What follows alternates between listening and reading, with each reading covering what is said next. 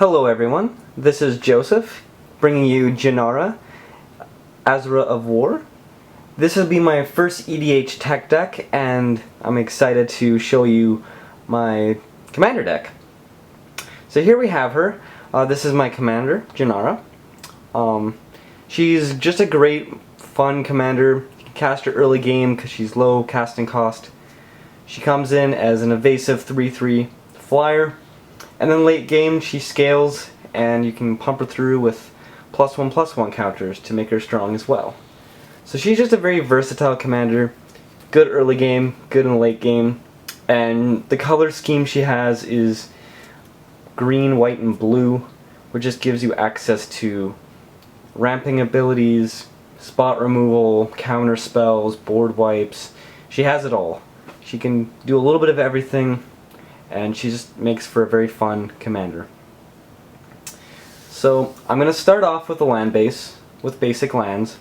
We have 2 forests, 3 islands, and 2 plains. I run a very low basic land count, mostly because I have lots of other lands that are great for utility or color fixing. First 2 lands to show are Seat of Synoid and Ancient Dead.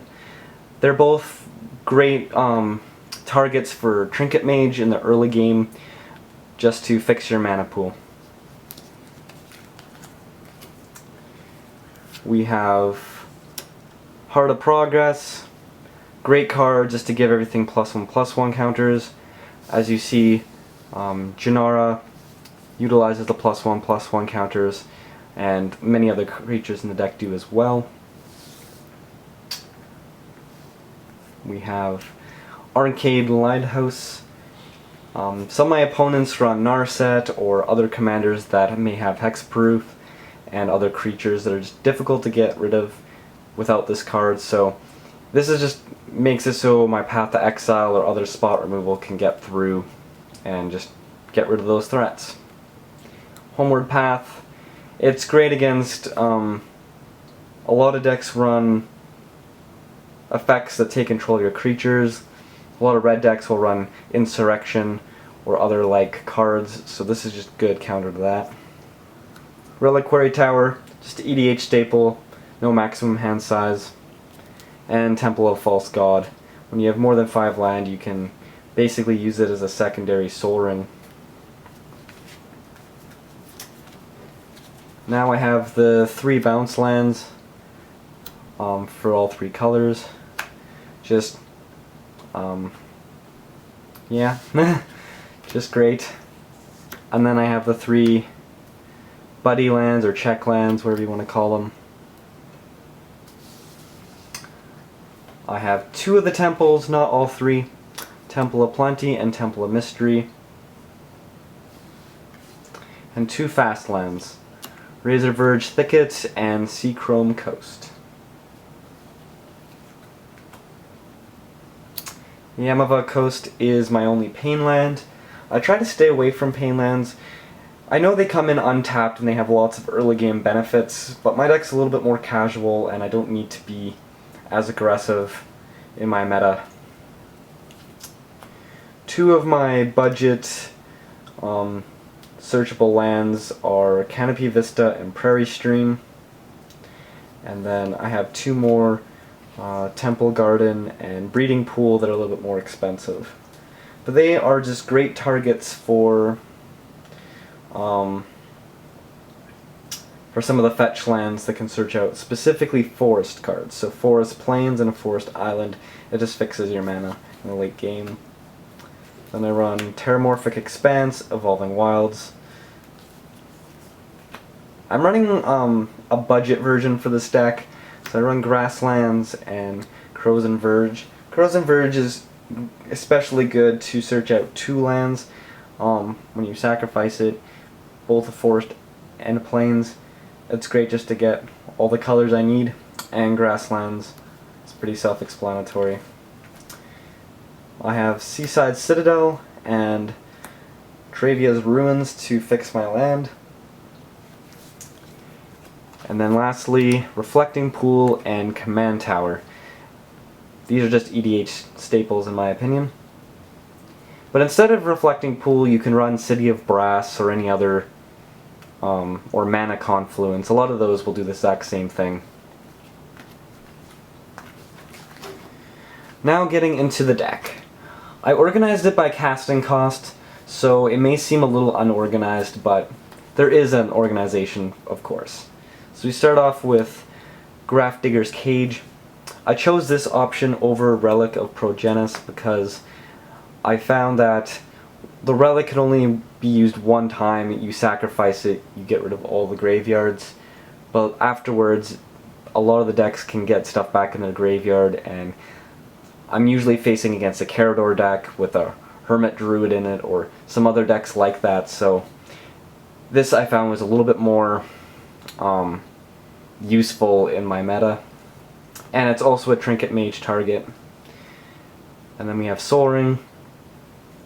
Self-explanatory, just an EDH staple. Path to Exile. Brainstorm. Hardened Scales. Now Hardened Scales is great with Janara because Janara has, you can choose to put +1/+1 counter on her as individual occurrences, so you can actually basically use Hardened Scales as a doubling season for Janara, giving her, so whenever she gets a +1/+1 counter, you actually put 2 on her. So it's almost like a miniature doubling season, which just has very good efficiency with Janara. But you can correct me if I'm wrong on that, I guess, ruling. We have Scoop Mob. Just great in the early game, 1/1. In the late game, if you have more than 5 land, he scales by putting a 4+1/+1 counters on him, and he can get big fast and be a real headache for opponents. We've got Lightning Greaves, just a good card to protect Janara, as she doesn't have any form of protection. Counterspell. I like my Japanese version. And Disdainful Stroke. I've almost always found there to be a target for Disdain Stroke because it's EDH and a lot of players run close to half their deck being over 4 casting cost. Curse of the Swine. This is a nice utility blue board wipe. You can exile target creatures.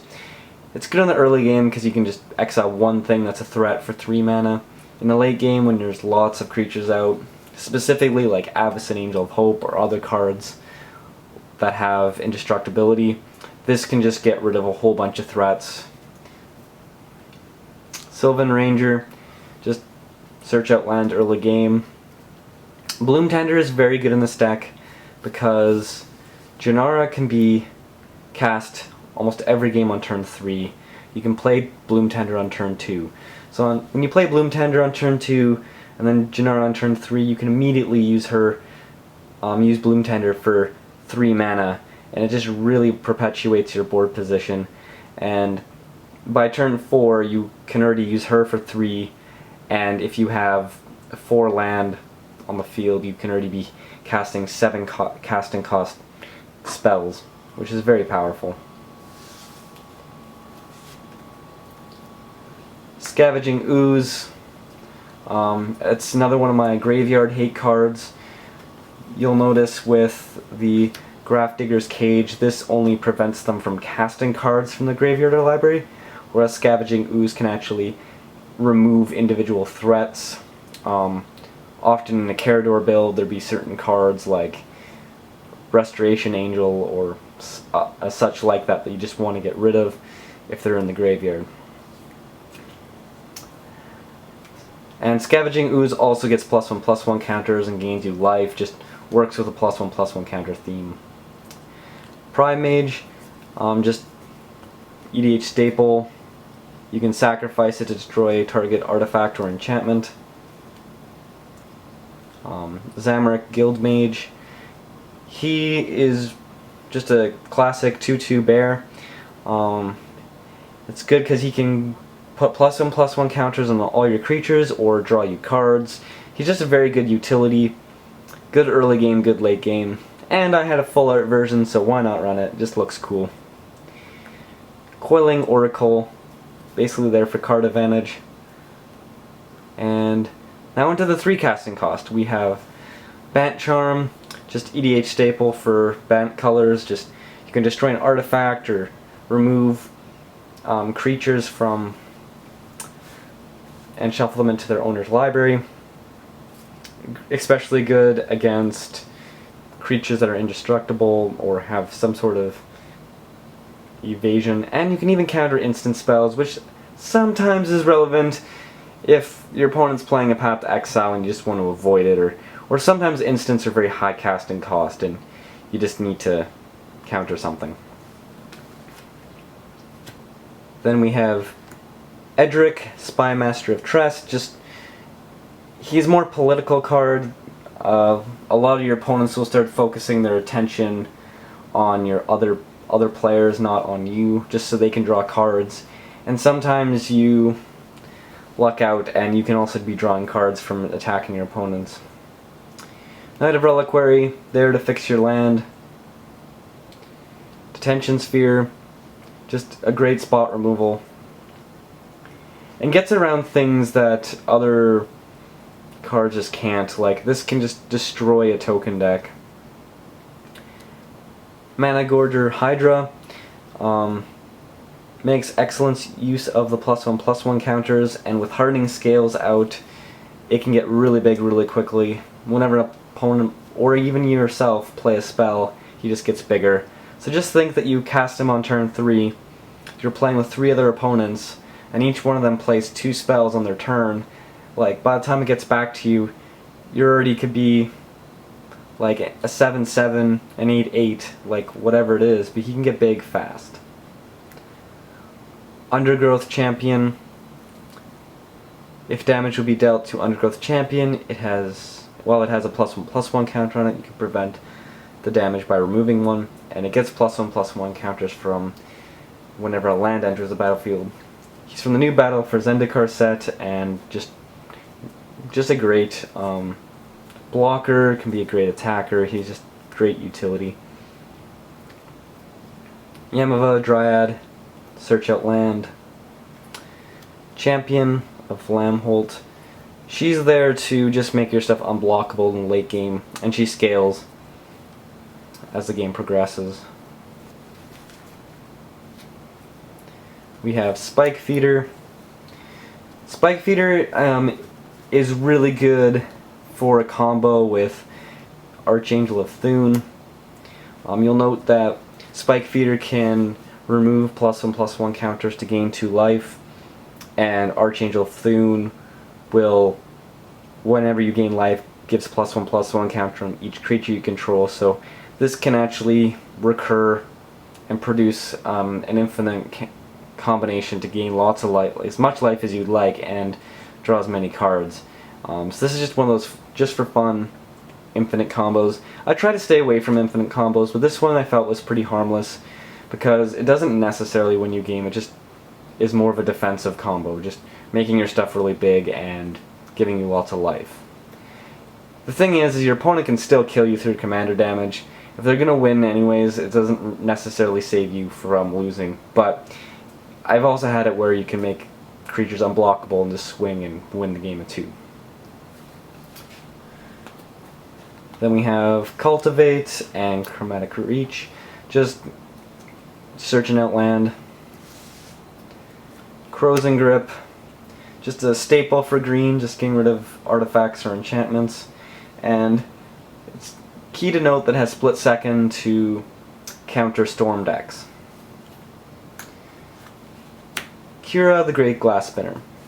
She's here to give protection to Janara, and also your other creatures, because a lot of the creatures are more utility, and this deck can really lose steam if a board wipe hits you, or certain target removal spells. This doesn't prevent you from board wipes, it doesn't save you from board wipes, but it definitely saves you from a lot of spot removal and makes it harder for your opponent to win. God of the Sea, there to be able to scry the top of your deck and make your creatures unblockable. It can really just win you the game. And a good thing to note with Janara is Janara can actually attack, and if the damage goes through, you can pump her through with +1/+1 counters after the blockers have been declared, and just pump her through to make her potentially big enough to win you the game. So sometimes you can attack, they don't want to defend against 3/3, and they let the damage go through, and then you can just pump her through for like 4 or 5 +1/+1 counters, and all of a sudden you're hitting them for 8 commander damage, right? So Trinket Mage, he's there to search out Sol Ring, Grafdigger's Cage, or any of the artifact lands, so he's kind of a utility there. Nevermore is great in EDH because you know who your opponent's commanders are, and you always have a legitimate target, so you can just play Nevermore on your opponent's commanders, and it just really slows down their game, or at least makes them waste their artifact or enchantment removal. Then Oblivion Ring. Council's Judgment. I really like this card because it's very political, and it's interesting to see how your opponents react to it. Most times it only will remove one creature or card from the field. However, every once in a while you can get rid of 2 or 3 permanents if you're playing with 3 or 4 opponents, and it's just a good card. Sword of Feast and Famine. EDH staple in my opinion, just letting you untap all your lands, and protection in black and green is quite relevant because a lot of the removal are in black, and a lot of the aggro decks and aggressive decks run black or green, so it's just good to have protection from those. Now getting into the forecasting cost stuff. We have Return to Dust, just to be able to remove artifacts or enchantments. Ajani Steadfast. His -2 is mostly what I'm going to use him for, to give +1/+1 counters, and his +1 can easily make Janara into a more menacing threat in the late game or early game, to give her +1/+1, First Strike, Vigilance, and Lifelink is very relevant because she already has flying, and it just really complements well with her. Then we have Jace, Architect of Thought.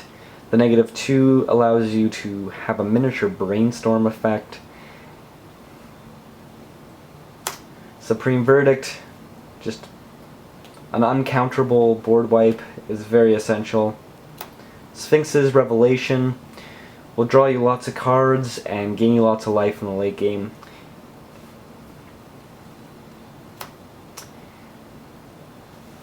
God of Polis, she just lets you draw cards, and if you can get your devotion equating to 7, then she can also be a huge threat because she's a 6/5 indestructible creature.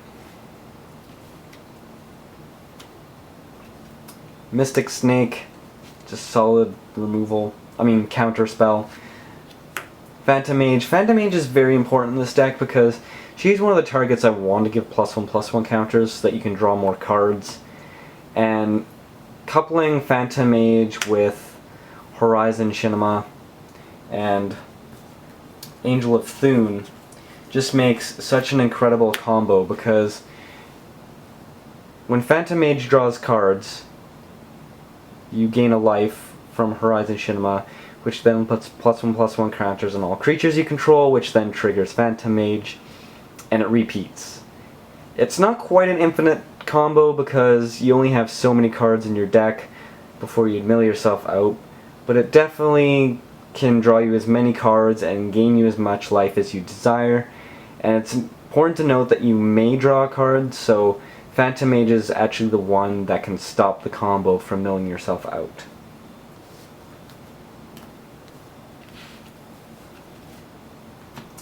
And then we have Master Biomancer. Again, there for +1/+1 counters. I already showed you Angel of Thune. She's pretty fantastic in this deck. She's there for a lot of combos and just can really win you the game. The Crusade is kind of like Angel of Thune, but just not on a creature. Just gives you +1/+1 counters. Then I got Muldrifter for card draw, Acidic Slime just to get rid of a target land enchantment or artifact. Ageless Entity, another one to give +1/+1 counters to. He can get really big really fast, and if you gain a little bit of life, you can all of a sudden he becomes huge. Sigurd, Host of Herons is one of the cards that was kind of thrown into the deck because I just had it. It's, I believe, a $20 card right now, and she's mostly there to counteract cards like Grave Pact or Dictate of Erebos or Martyr's Bond, and some of those cards that just make you sacrifice creatures or other permanents. And I'm often facing against a Carador or Prosh build, so it's just very relevant in my meta. We have Karmatra, God of Harvest. The next card we have is Mariana's Wake. Just doubles your mana base and can pump your creatures. EDH staple for any white and green deck. Ajani, Mentor of Heroes. This is just very good because of his +1 abilities. He can put +1/+1 counters on your creatures any way you choose, or draw you cards for his other ability. And if you can ever ultimate, getting 100 life is just ridiculous. It won't necessarily win you the game, but can slow people down at destroying you, or you destroying them. And he's very good with Ageless Entity, because if you can ultimate to gain 100 life, Ageless Entity will get 100 +1/+1 counters. Now for the 6 casting cost cards, we have Sun Titan. It's just great to get back certain cards from your discard pile.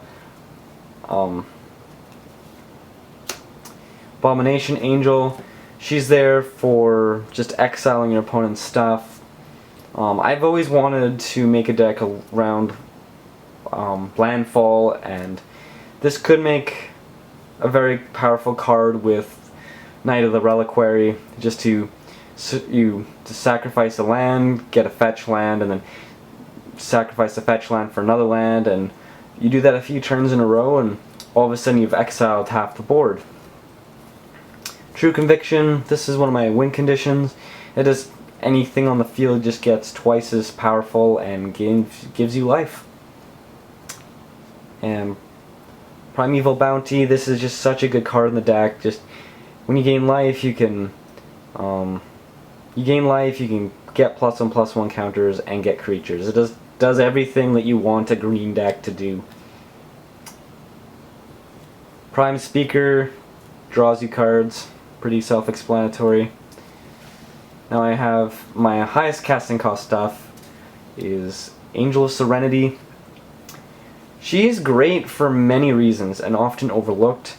You can note that you can exile 3 creatures from the battlefield or the graveyard, and that's just great to get rid of your opponent's problematic creatures like their Avacyn or whatever. And the other cool ability of it is when she leaves play, the cards you've exiled return to their owner's hand, not to the battlefield, which is very good to note because you can also exile your own cards in your own graveyard, and if she ever dies, you can actually get those cards from your graveyard back into your hand. So she can actually potentially draw you 3 cards of your choice from your discard pile. Now imagine if you've chosen like, well, creatures anyways, but she can get you a lot of card advantage. Sphinx, he is a fact or fiction on a stick, pretty self-explanatory, and he's a very evasive 5/6 body, just great. And then finally I have Avacyn, Angel of Hope. Just gives everything indestructible, and when you partner her with Kira, the Glass Spinner, all of a sudden all your stuff is really hard to be removed because they're all indestructible against board wipes, and they all have to be targeted by 2 spells, and then there's only a few cards that will make it through. But anyways, that is my EDH deck tech of Janara. Thanks for watching, and I would appreciate feedback, leave comments below, and even subscribe. I would appreciate feedback, yeah. And if you see any improvements for the deck, just let me know. Thanks a bunch, and have a good day.